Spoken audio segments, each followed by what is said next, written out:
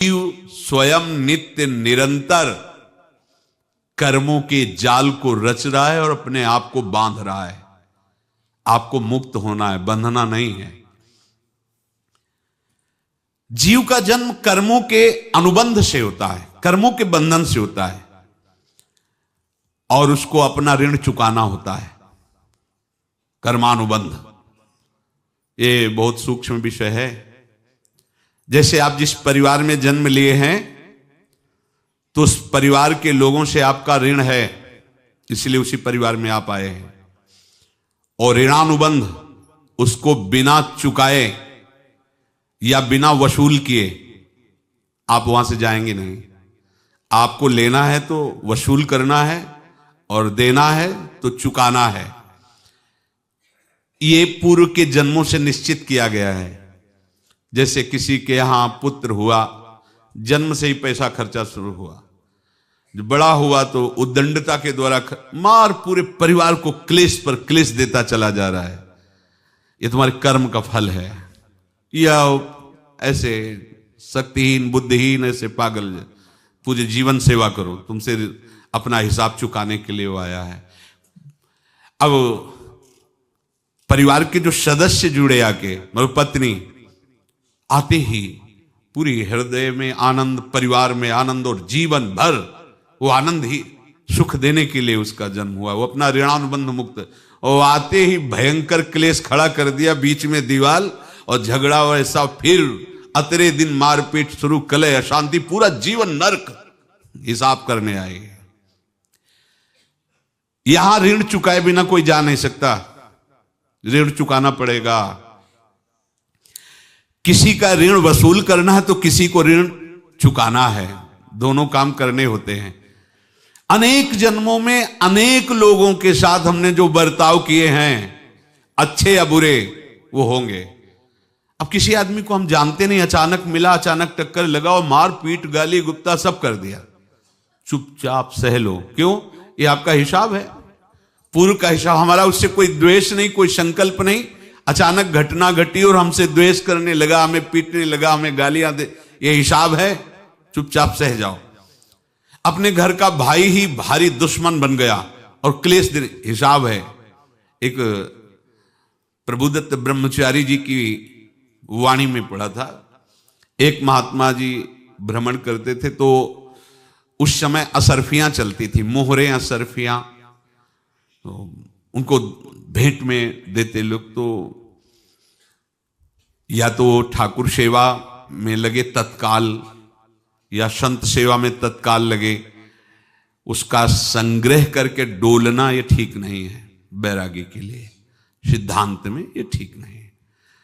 तो जब 2, 4, 6, 8 ऐसे मोहरे हुई तो उन्होंने विचार किया कि और भ्रमण करके जब काफी मोहरे हो जाएंगी तो प्रयागराज में जब कुंभ पड़ता है, एक बार पूरे सब अखाड़े के संतों को, अलग अलग संप्रदाय सब संतों को बुलाएंगे और सबको पुआएंगे। अब साधु है तो यही विचार करेगा, और क्या विचार करेगा। तो उन्होंने एक ऐसे डंडा बनवाया, बेंत, जो ऊपर से चूड़ीदार और भीतर पोला, और मोहरे उसमें डालते गए।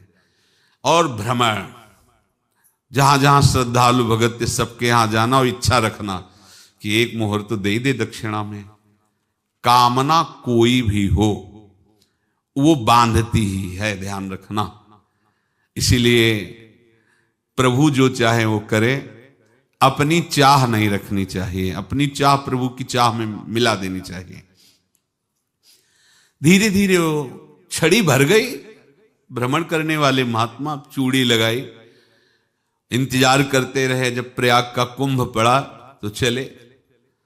तो रास्ते में एक गांव में पूछा जाता है, जैसे कहीं रुको कि कोई श्रद्धालु ऐसा है जो संत सेवी है।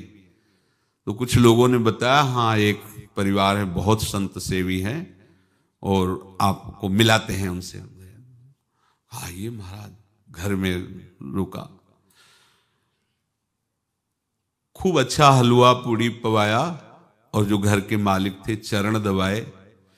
चरण दबाते दबाते उनकी दृष्टि पड़ी उस डंडे पे।